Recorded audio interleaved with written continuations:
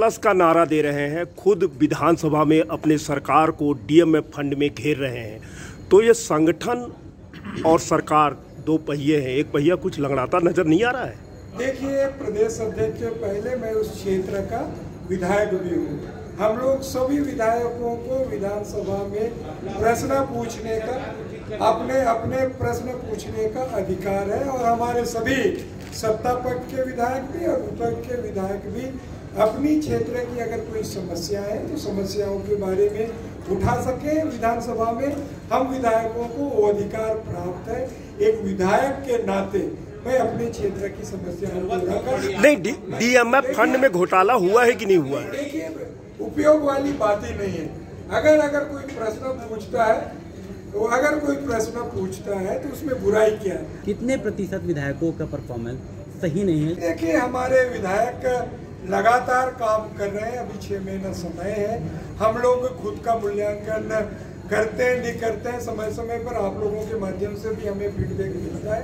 हम लोग अगर कुछ कमियां हैं उन कमियों को दुरुस्त करने का प्रयास करते हैं। क्या ऐसे विधायक को परफॉर्मेंस गलत होने के बाद भी उसको टिकट देंगे? देखिए, वो हाईकमान सर्वे फाइनल जब सर्वे होता है, हाईकमान सर्वे कराता है, उसी के आधार पर टिकट फाइनल होता है। हम लोग यहाँ से प्रदेश से संगठन के माध्यम से, हमारी सरकार है, सरकार के माध्यम से भी रिपोर्ट समय समय पर हम लोग मंगाते रहते हैं। टिकट मिलना नहीं मिलना तो हाईकमान के ऊपर निर्भर करेगा।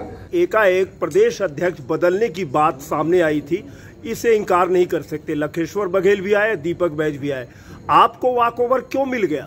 देखिए, हम तो जो प्रदेश अध्यक्ष बदलने की बात तो हम मीडिया के माध्यम से ही पता चल रहे हैं। शायद मीडिया के साथियों के पास कोई ऑथेंटिक खबरें होगी, तभी कोई व्यक्ति ने तो किसी ने कहा कि प्रदेश अध्यक्ष बदल रहे हैं। हम मीडिया के माध्यम से लगातार सुन रहे हैं, कहीं ब्रेकिंग न्यूज चल रहे हैं, कहीं फ्रंट लाइन बढ़ रहे हैं, तो आप ही के माध्यम से हो रहा है। तो शायद आप ही लोग बता दें आखिर बुलबुले खबरें कहाँ से आ रही? आखिर बुलबुले क्यों उठ रहे हैं बार बार कि मोहन मरकाम जी बदले जा रहे हैं? किसी कार्यकर्ता ने कहा क्या प्रदेश अध्यक्ष बदलने जा रहे हैं? किसी कार्यकर्ता का नाम बता दीजिए। हम 2 नाम लिए हैं।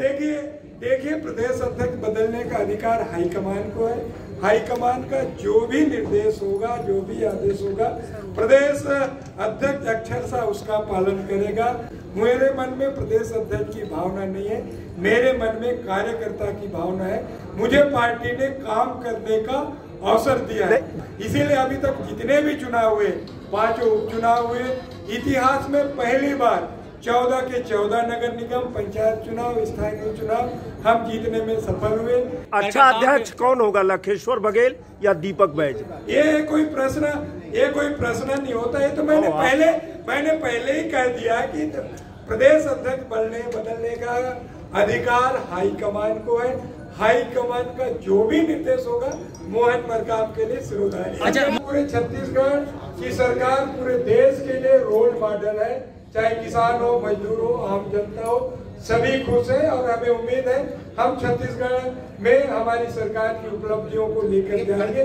छत्तीसगढ़ का जनता का जनादेश पूछना शुरू कर। कमेटी फर्जी बनी है, ऐसा नाम जोड़ दिया गया, ऐसा कुछ नहीं। देखिए, हम लोग उसी की लगातार समीक्षा हम लोग कर रहे हैं। अगर कुछ कमियां हैं उन कमियों को दूर करने का प्रयास करें। आज की जो बैठक हुई है उसमें क्या कमी मिली है आपको? नहीं, देखिए, हम लोग लगातार काम कर रहे हैं।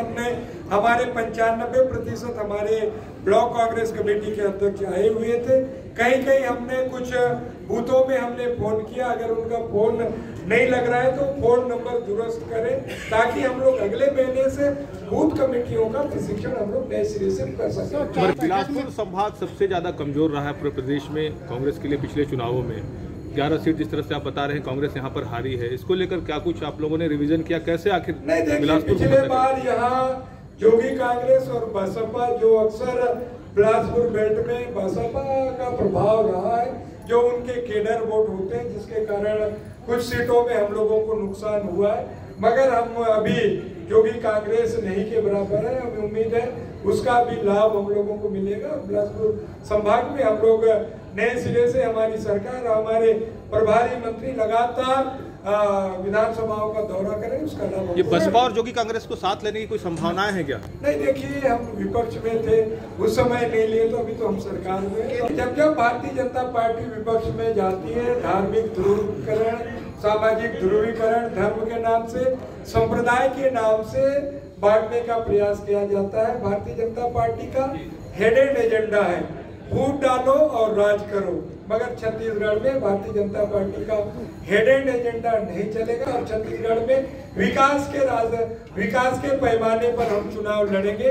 2023 में हमारी सरकार ने जो काम किए हैं उन उपलब्धियों को लेकर हम जनता के बीच जाएंगे। पिछली बार जो चुनाव लड़े थे उन लोगों को बैठक में शामिल नहीं किया गया, ऐसा क्यों हुआ? नहीं, देखिए, संगठन की बैठक है, संगठन के जितने पदाधिकारी और हमारे निर्वाचित जो विधायक हैं उनको बुलाया गया और हमारे लगभग सभी विधायक आए थे। 2 विधायकों का अत्यावश्यक कार्य के कारण नक्सली लगातार हावी होते जा रहे हैं। देखिए, जब जब चुनाव नजदीक आते हैं, नक्सलियों का एक रहता है कि इनको डराने धमकाने का उनका रहता है। आपने देखा होगा छत्तीसगढ़ में हमारी सरकार शांति, सुरक्षा, विश्वास और विकास के एजेंडे पर चली। जगरगुंडा जो जैसे जगह में जो 12 सालों से भारतीय जनता पार्टी के शासनकाल में वहाँ स्कूलें बंद थी, आज जगरगुंडा में स्कूलें भी संचालित है, आवागमन के साधन भी संचालित है।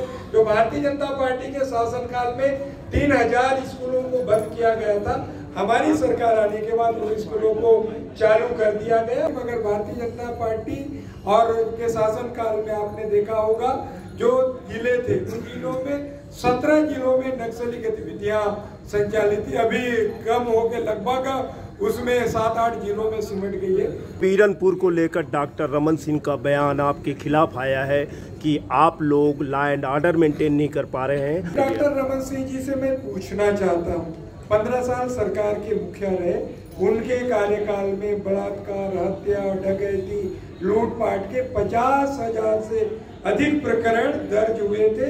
ये विधानसभा में डॉक्टर रमन सिंह जी के उनके सरकार के प्रश्न में उत्तर में आया था। हमारी सरकार में अगर जो भी गलतियां करता है उसके ऊपर कार्यवाही करती है। रही बात बीरनपुर की घटना में जो भी दोषी व्यक्ति थे उनके ऊपर हमारी सरकार ने सख्त कार्यवाही की है। जो सुप्रीम कोर्ट ने सख्त टिप्पणी की है, जो हेड स्पीच, जो धर्म के नाम से, संप्रदाय के नाम से, जाति के नाम से जो भी भाषा बयानबाजी करेगा उनके ऊपर कोर्ट के निर्देश होंगे कि उनके ऊपर सख्त कार्रवाई हो और हमारी सरकार वैसे व्यक्तियों के ऊपर कार्रवाई कर रही है। आप सत्ता और संगठन को मजबूत करने की बात कर रहे हैं, लगातार टीएस बाबा यहाँ पर दौरा कर रहे हैं। उनका ये कहना होता है कि आगामी 2023 का चुनाव होगा तो वो जवाब देंगे। बंद कमरे में क्या बात हुई थी उसका जवाब देंगे। मोदी साहब, माननीय अमित साहब जो कहते हैं उनके उसके सिवा कोई चू नहीं करता, मगर हमारे लोग खुलकर अपनी बात करते हैं, परिवार में भी बात करते हैं और हम लोग ये आंतरिक लोकतंत्र है जो कांग्रेस पार्टी को मजबूती